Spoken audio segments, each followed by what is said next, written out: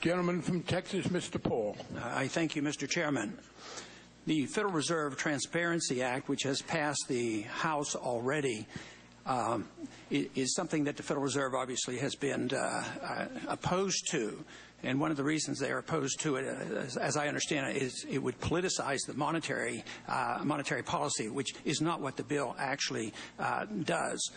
But the other reason they give is that if Congress had any subtle influence, they would inflate more than the Federal Reserve might want to. But it's sort of ironic. The Federal Reserve kept interest rates too low too long, and the consensus now in the financial community is that is true. Interest rates are now still down at 1%, so hardly could the Congress influence the Federal Reserve in a negative way by causing them to inflate even more. But there has been a political cozy relationship between Congress and the Federal Reserve, although the Congress has been derelict in their responsibility to perform oversight.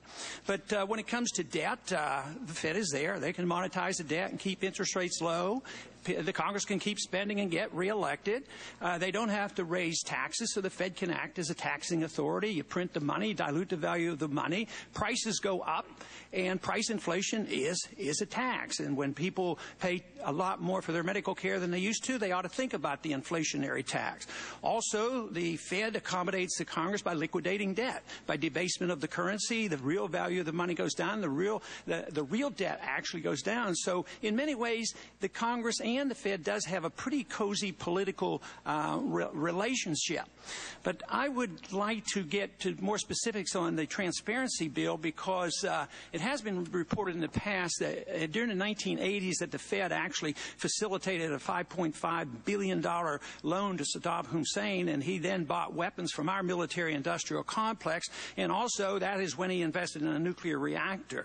A lot of cash was passed through, and a lot of people suppose it was passed through the Federal Reserve when there was a provisional government after 2003 invasion. It was not, that money was not appropriated by the Congress as the Constitution says. Also, there's been reports that the cash used in the Watergate scandal came through the Federal Reserve.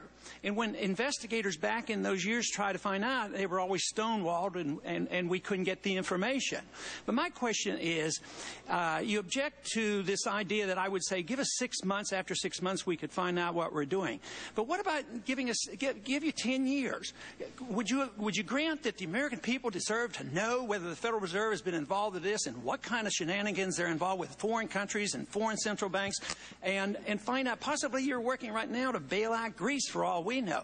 But would you grant that after 10 or 15 years, the American people deserve to know? It seems like if the Fed was not involved with this, at all, it would be to your advantage to say, no, we don't do stuff like that. But why couldn't we open the books up 10 years back and find out the truth of these matters? Well, Congressman, these specific allegations you've made, I think, are absolutely bizarre, and I have absolutely no knowledge of anything remotely like what you just described.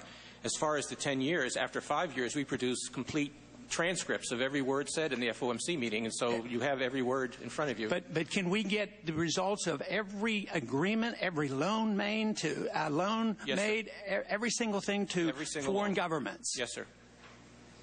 Well, I'll tell you what, there's been a lot of information. When this came out in the early years, they did have an effort, and the Federal Reserve never participated in this.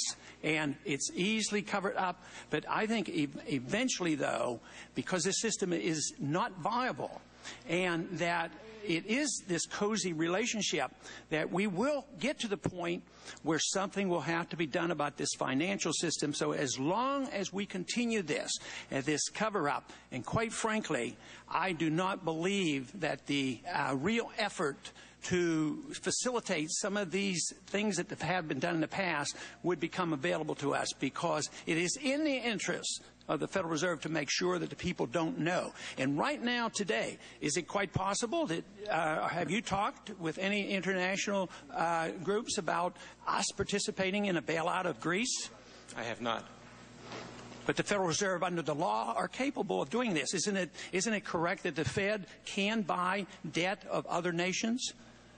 Under the Monetary Control Act of 1980, is that not permissible? Yes, that's true, but we have no plans whatsoever to be involved in any foreign bailouts or anything of that sort.